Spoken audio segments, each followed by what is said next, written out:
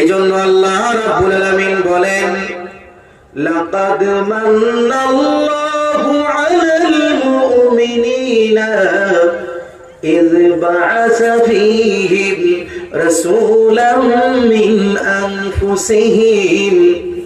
আমি আল্লাহ রাব্বুল আলামিন,